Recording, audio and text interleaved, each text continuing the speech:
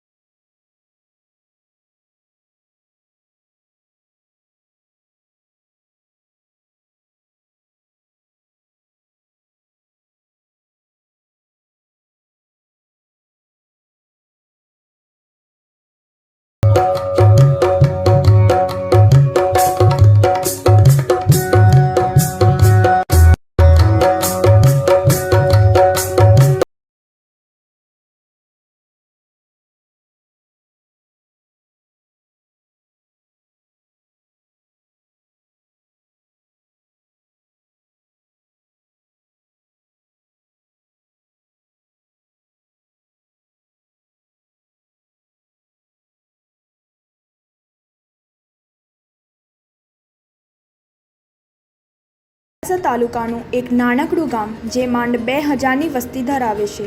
આ નાનકડા ગામનો રોચક અને પવિત્ર ઇતિહાસ છે। રજવાડાઓના સમયથી આ ગામનું વિશેષ મહત્વ રહેલું છે। જગતજનની માં અંબાનું તીર્થધામ બન્યું છે। વર્ષે લાખો ભક્તો અહીં દર્શન માટે આવે છે। તો શું છે માં અંબાનું પ્રાગટ્ય ઇતિહાસ? આવો આજે જાણીએ।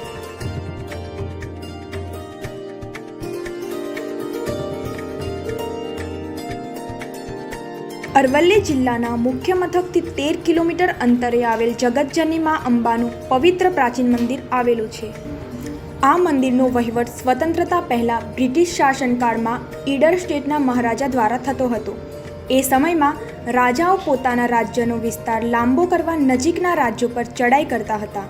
ઈડર સ્ટેટના રાજાએ પણ એ સમયે આંબલિયારાના મહારાજા પર ચડાઈ કરી હતી, જેમાં ઈડરના મહારાજાએ ચડાઈ કરતા પહેલાં પ્રતિજ્ઞા કરેલી કે જો હું વિજયી બનીશ તો ચડાઈ કરીને પરત આવતા રસ્તામાં જે ગામ રાત્રિ રોકાણ કરીશ તે ગામમાં મોટા અંબાજીના થાળમાં અર્પણ કરીશ। અને ચડાઈ દરમિયાન ઈડરના મહારાજાનો વિજય થયો અને પરત આવતા મહારાજાએ ઇટાડી ગામમાં રાત્રિવાસો કર્યો। પોતાની પ્રતિજ્ઞા પ્રમાણે ઈડરના મહારાજાએ ઇટાડી ગામને મોટા અંબાજીના થાળમાં અર્પણ કર્યું।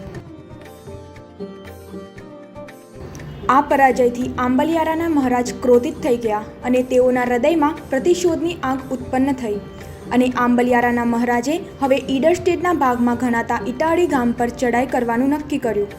આંબલિયારાના મહારાજે ઇટાળી પર ચડાઈ કરીને ત્યાંના ઢોર આંબલિયારા હાંકી ગયા. ગામનું બધું પશુધન લૂંટાઈ ગયું.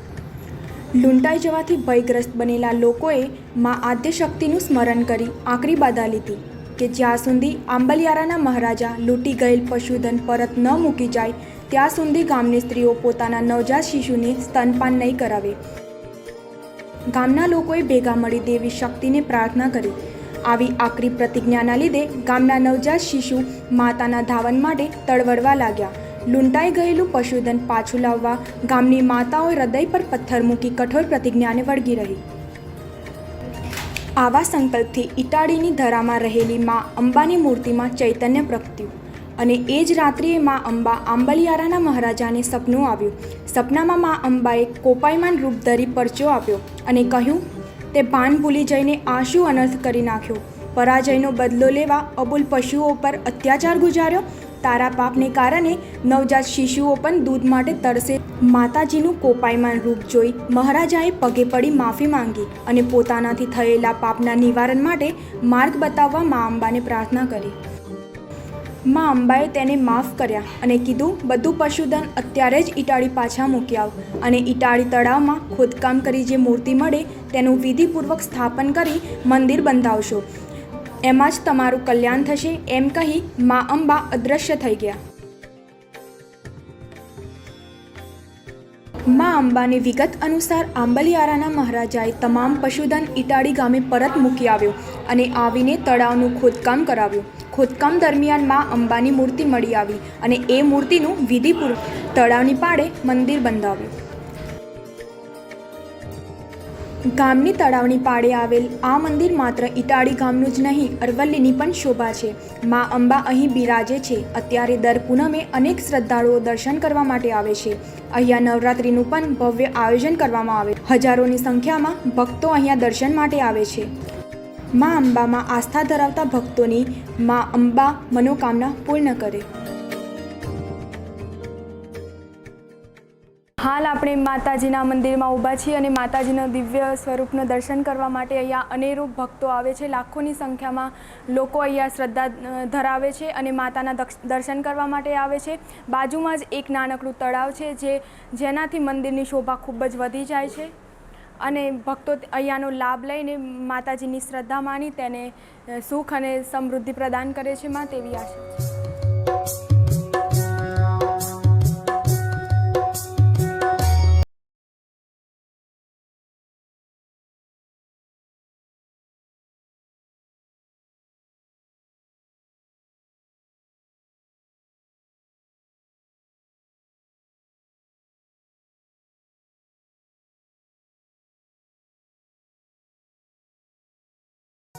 માતાજીના અહીંયા ધામધૂમથી યાત્રાળુઓ દર્શન કરવા આવે છે અને માના અહીંયા માનતાઓ એવી સારી એવી માનતાઓ પૂરી થાય છે અને દૂર દૂરથી ભક્તો એટલે મોડાસાથી 13 કિલોમીટર મારું ગામ છે ઇટાળી અને અહીંયા આજે જ માના નોરતાનો પ્રારંભ થઈ ચૂક્યો છે અને અહીંયા માતાજીની અહીંયા પૂજા પાઠ અર્ચના અહીંયા કરવામાં આવે છે.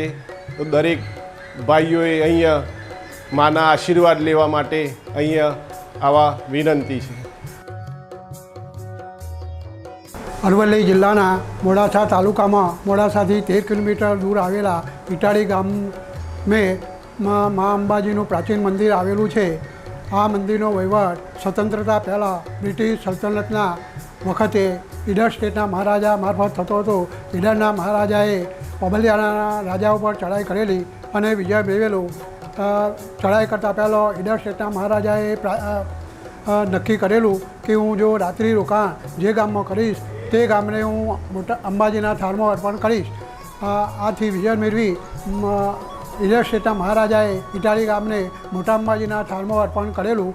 આંબલિયારાના મહારાજાએ હારનો બદલો લેવા માટે ઇટાળી ગામે આવી ઇટાળી ગામના તમામ પશુધન હોંકી ગયેલા.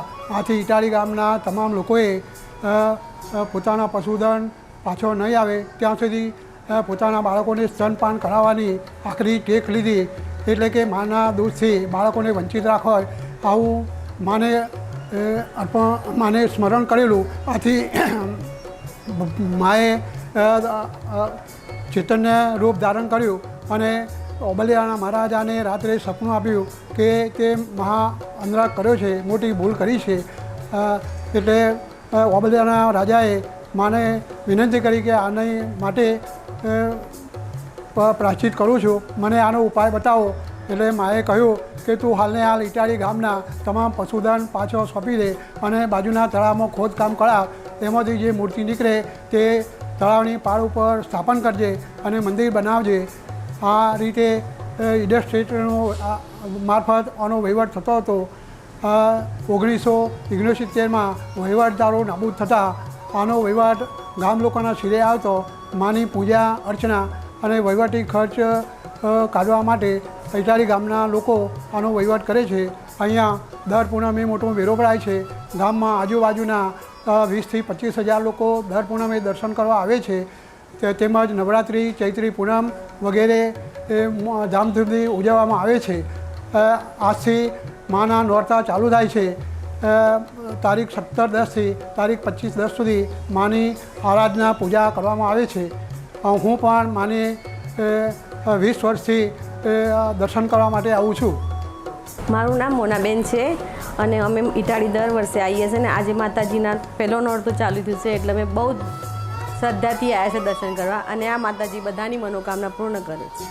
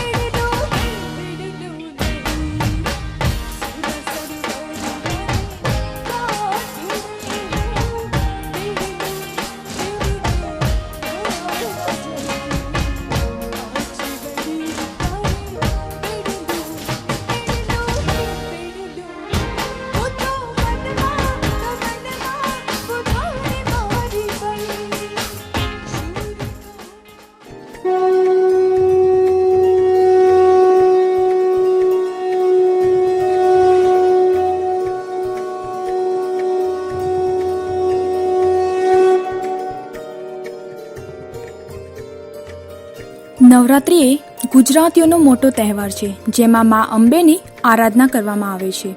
જ્યારે બીજા રાજ્યમાં મા અંબેને મા દુર્ગા તરીકે પણ ઓળખવામાં આવે છે. કેમ મનાવવામાં આવે છે નવરાત્રિનો તહેવાર? નવરાત્રિને શક્તિ ઉપાસનાથી પણ ઓળખવામાં આવે છે. નવરાત્રિની 2 દંતકથાઓ છે જેમાં પ્રથમ કથાની મહિમા વિશે જાણીશું. આ કથા અનુસાર લંકાના યુદ્ધમાં બ્રહ્માજીએ શ્રી રામને રાવણ વધ માટે ચંદી દેવીની પૂજા કરી દેવીને પ્રસન્ન કરવાનું કહ્યું. વિધિના અનુસાર ચંદી પૂજન અને હવન માટે દુર્લભ 108 નીલકમલની વ્યવસ્થા કરી અને બીજી બાજુ રાવણે પણ અમૃતત્વ પ્રાપ્ત માટે ચંડીપાત કરવાનું શરૂ કર્યું. આ વાત પવનના માધ્યમથી ઇન્દ્રદેવે શ્રી રામ સુધી પહોંચાડી દીધું. અહીંયા રાવણે માયાવી માધ્યમથી પૂજાના સ્થાન પર હવનની સામગ્રીમાંથી એક નીલકમલ ગાયબ કરી દીધું, જેનાથી શ્રીરામની પૂજામાં અડચણ આવી જાય. શ્રીરામનો સંકલ્પ તૂટતો નજર આવ્યો. બધાને આ વાતનો ભય ફેલાઈ ગયો કે ક્યાંય મા દુર્ગા કોપાયમાન ન થઈ જાય. ત્યારે શ્રીરામને યાદ આવ્યું કે તેમને કમલનયન નવકંજ લોટ પણ કહેવામાં આવે છે, તો તેમને એક આંખને માની પૂજામાં સમર્પિત કરવાનું વિચાર્યું.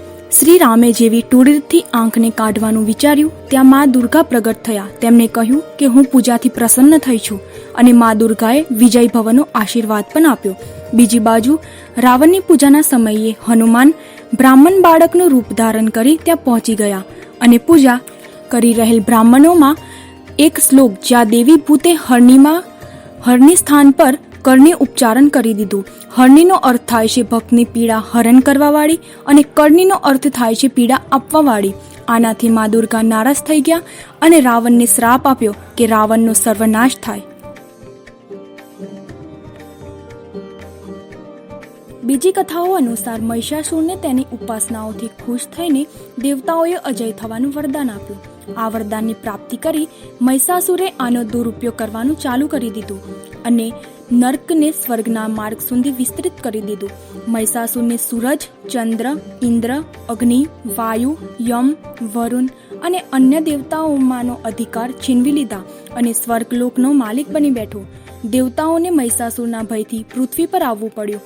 મહિષાસુરના આ સાહસથી ક્રોધિત થઈને દેવતાઓને મા દુર્ગાની રચના કરી. મહિષાસુરનો વધ કરવા માટે દેવતાઓએ એમના બધા જ શસ્ત્રો મા દુર્ગાને સમર્પિત કરી દીધા, જેનાથી તે શક્તિશાળી બની ગયા અને 9 દિવસ સુધી તેમનો મહિષાસુર સાથે સંગ્રામ ચાલ્યો અને અંતમાં મહિષાસુરનો વધ કરી મા દુર્ગા મહિષાસુર મર્દની કહેવાયા. વર્ષમાં 2 વાર નવરાત્રિ કેમ મનાવવામાં આવે છે? એક નવરાત્રિ ચૈત્ર માસમાં આવે છે અને બીજી આસો માસમાં આવે છે. એકવાર આને સત્ય અને ધર્મની જીતના રૂપમાં મનાવવામાં આવે છે, બીજી બાજુ ભગવાન રામના વિજય પર મનાવવામાં આવે છે. આ પૂજા વૈદિક યુગ પ્રાગૈતિહાસિક સમય પહેલાથી મનાવવામાં આવે છે.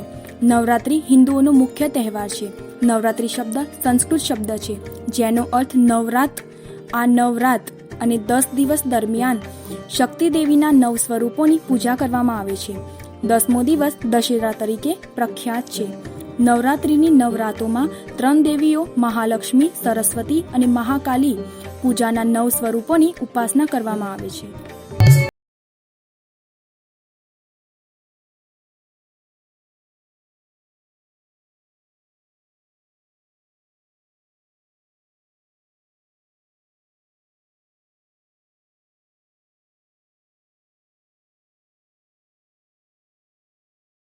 ઇતિહાસ મુજબ આંબલિયાના મહારાજને જે સ્વપ્ન આવ્યું હતું તે આ જ તળાવનું હતું અને મા અંબાની મૂર્તિ આ જ તળાવમાંથી ખોદકામ કરતા મળી આવી હતી. આજે આપણે મા ઇટાળી અંબાજીના દર્શન કર્યા, ત્યાંનો ઇતિહાસ જાણ્યો. હવે આપણે મળીશું ભક્તિ સાગરના નવા એક મંદિરની ઇતિહાસ સાથે. તો જોતા રહો અરવલ્લી સમાચાર, એટલે કે તમારો વિસ્તાર તમારી વાત.